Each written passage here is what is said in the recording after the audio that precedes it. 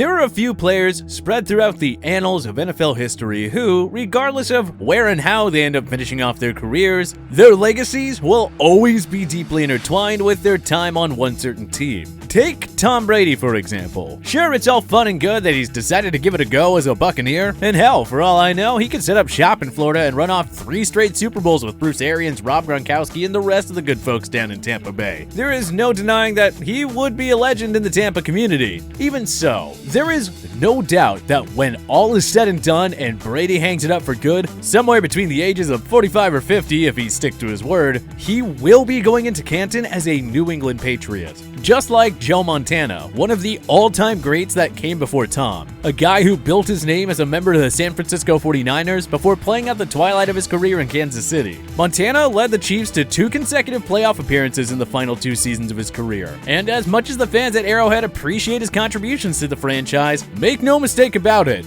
Joe Montana is a 49er, and everyone knows that. Even though Brett Favre is not quite as accomplished, having only won just 1 ring as a member of the Packers, unlike Brady who had won 6 in New England and Montana who took home 4 in San Fran, I see he and the Green Bay Packers in a very similar light as the other 2 pairings.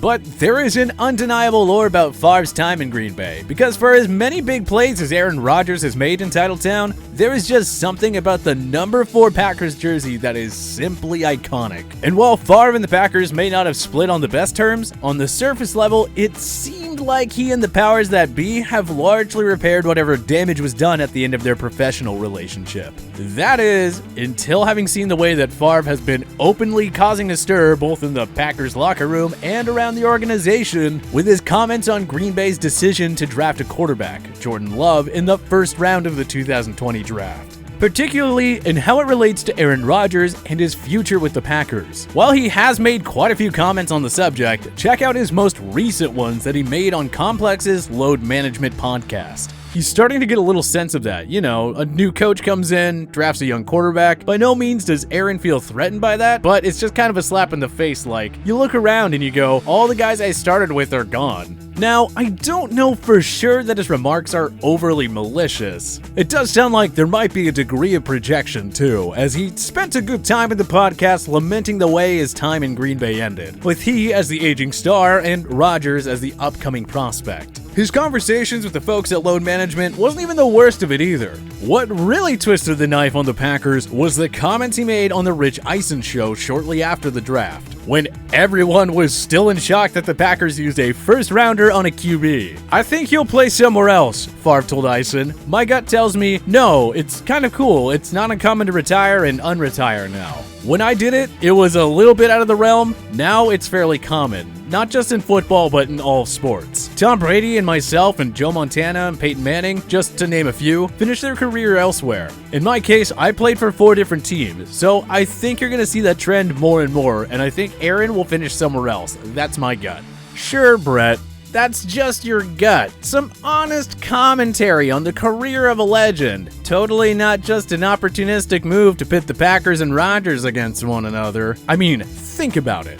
Favre was the ultimate competitor, a warrior. I mean, the guy didn't miss a game for 18 plus seasons. He holds the records for the most consecutive starts by any player in the NFL with 297, and that number actually grows to 321 straight games if you include playoffs. So it shouldn't really come as a shock that he took it personally when the team decided it was ready to move on from him before he was ready to go. Admittedly, he did send some mixed messages. There are some that would say, you're the legend, the face of the franchise. It should be on you to be the one reaching out. Why? I asked that, why? Let's call a spade a spade. The fact is that he fake retired like 15 times at the end of his time in Green Bay, which probably influenced management's decision to draft a quarterback.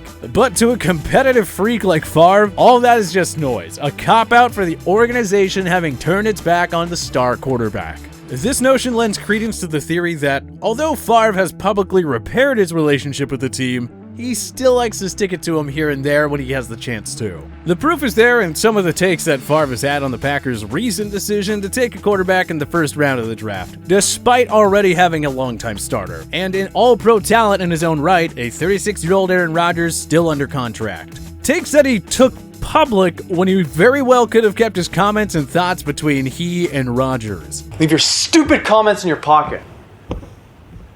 Or if he wanted to play peacemaker, he could have simply spoken directly with the Packers management team.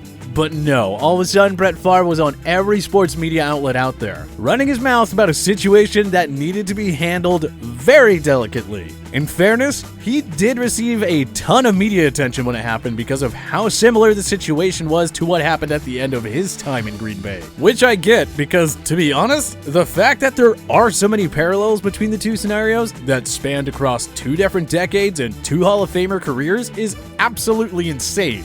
Both guys were surefire to walk right into Canton in a gold jacket, having won Super Bowls and each being selected to multiple Pro Bowls and All-Pro teams. Fan favorite, gunslinger-style quarterbacks who were stubborn to a fault, but you knew would always give you a chance to win come Sunday. And both Favre and Rodgers seemed to feel at the very least irritated and at worst betrayed by the Packers' decision to bring a new, young quarterback into the fold via a first-round draft pick.